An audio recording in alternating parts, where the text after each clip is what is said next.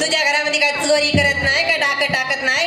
अरे तुझ्याच मराठी मातीमध्ये जन्माला आलेलं छोटस फुल आहे, भारुड म्हणतात मला. ही काय भानगड आहे बाई भारुड? इथं या संसारामध्ये माणसांनी भानगडी करू नये म्हणून संतांनी काढलेल्या कारखान्यातलं प्रोडक्शन म्हणजे भारुड आहे दादा. ए भाऊ, अरे दे थोडं भाकरीचा कुटका. ए बाई, हे शहराचं ठिकाण आहे. इथं वडापाव माग, पिझ्झा माग, बर्गर माग, काही भेटत बघा, वडापाव माग म्हणतय, बर्गर माग म्हणतय. आता मला खरं सांगा मंडळी, बर्गर खाऊन जर्जर झालेले लेकरू या देशाला सांभाळेल का वडापाव खाऊन आत्माव झालेले लेकरू या देशाची संस्कृती सांभाळेल? अरे अस्सल चटणी भाकरीचं मराठी पाण्याचं दणकट लेकरू आहे माझं. अरे द्यायचं असेल तर भाकरीचा कुटका दे. उगाच खोटं काऊन बोलतय? मी काय घेतलं नाही, तू काय दिलं नाही, पण मी काय म्हणतोय हे किमान ऐकून तर घेशील का नाही? घेईल ना. आणि मग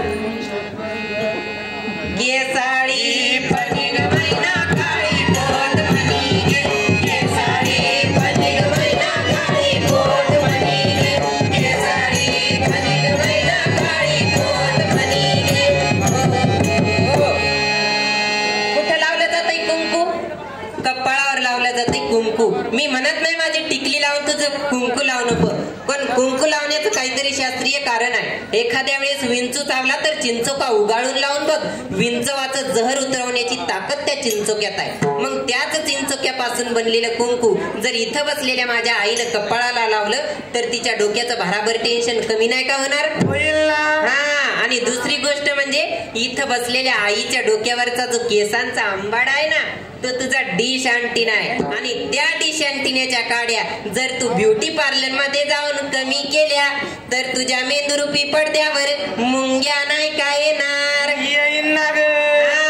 आणि म्हणून मी म्हणते असा बुरगुंडा होईल वैया ग, तुला बुरगुंडा होईल, बुरगुंडा होईल वैया ग, तुला बुरगुंडा होईल, बुरगुंडा होईल वैया ग, तुला बुरगुंडा होईल, तुला बी होईल वैया, मला बी होईल, तुला बी होईल वैया, मला बी होईल, याला बी होईल वैया, त्याला बी होईल, याला बी होईल वैया, त्याला बी होईल. असा बुरगुंडा होईल वैया ग, तुला बुरगुंडा होईल, बुरगुंडा होईल वैया ग, तुला बुरगुंडा होईल, बुरगुंडा होईल वैया ग, तुला बुरगुंडा होईल. ए बाई, मला कसं होईल ग बुरगुंडा? अरे अरे अरे अरे, बुरगुंडा म्हणजे तुला काय वाटलं आता? मला वाटलं लेकरं बाळ. अरे अरे अरे, बुरगुंडा म्हणजे लेकरं बाळ नाही. बुरगुंडा म्हणजे संत नाथ महाराजांच्या भाषेमध्ये बुरगुंडा या शब्दाचा अर्थ आहे ज्ञान. म्हणजे मला ज्ञानाची प्राप्ती होईल का काय? आता आला का तू ध्यानावर? तुला ज्ञान होईल की 4 युग आणि 10 अवतार आपल्याच नरद्यामध्ये असतात. तुझं आहे तुझपाशी, परंतु तू जागा चुकलाशी, आणि तीच चुकलेली जागा दाखवण्यासाठी संतांनी ग्रंथांचं, भारुडांचं, वाङ्मयांचं निर्मिती केलेलं आहे भाऊ. हो का?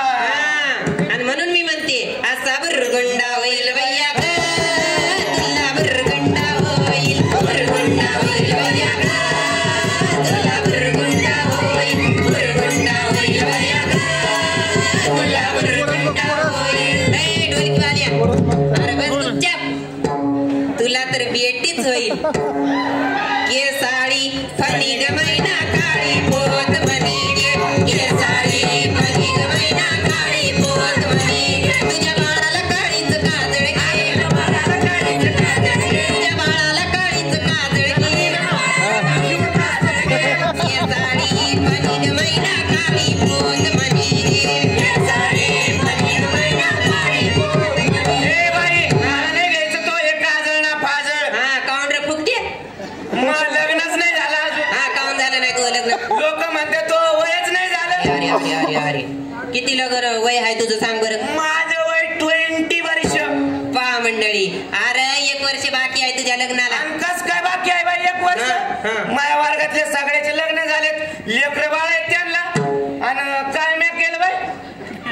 अरे बाबा, लगीन करण्यासाठी मुलीचं वय हे 21 असायला लागतंय आणि मुलाचं वय सुद्धा 21च असायला लागतंय. आलं का तुझ्या लक्षात? बाई मला एक सांग आता, समजा 21 वर्षाचा नवरदेव असला असला समजा 21 वर्षाचा नवरदेव असला आणि 21 वर्षाची पोरगी नाही भेटली नाही भेटली हा. तर 7 वर्षाच्या चालतील का ग? अरे घाला रे याच्यावर दगड कोणी अरे घाला र 7 वर्षाच्या 3 नाही निघले अरे इथं एकच भेटायची भानगड झाली 40 वर्ष होत चाललंय मुलांचं तरी सुद्धा मुलगी मिळत नाही बाबू लटकते राहणार रे बाबू लटकते राहणार रे बाबू लटकते राहणार रे बाबू लटकते राहणार रे हो याला कारणीभूत कोण आहे कोण आहे? तुम्हालाच पाहिजे होता ना वंशाचा दिवा तुम्हालाच पाहिजे होती म्हातारपणची काठी आणि त्या म्हातारपणच्या काठ्यासाठी तुम्हीच मुलीची गर्भामध्ये हत्या केली आजच्या युगात मुलगी पोटात मारली जाते अरे कशासाठी प्रत्येकाला पाहिजे इथे वंशाचा दिवा अरे कळेल कधी तुम्हाला की जगण्यासाठी लागते पाणी आणि हवा मुलगी म्हणजे गुळाचा खडा मुलगी म्हणजे साखरेचं पाणी मुलगी म्हणजे मायेची पाखर अरे शुभा जरी मोठा झाला त्याला घडवलं एका बाईनं शुभा जरी मोठा झाला त्याला घडवलं एका बाईनं सगळ्या स्वराज्याच्या आधी स्वप्न पाहिलं होतं त्याची जाऊन दादा स्वप्न पाहिलं होतं त्याची जाऊन दादा अरे मी या भारुडातून दुसरीकडेच गेले का रे मला तसंच वाटायला बाय काय माय दमीला तुझ्या नाकातलं गे दमीला तुझ्या नाकातलं गे दमीला तुझ्या बाहुली गे दमीला तुझ्या बाहुली गे ग माय आणि कॅमेऱ्यावाल्याची माय आणि केसाळी फणी मैना काळी पोत मनी गे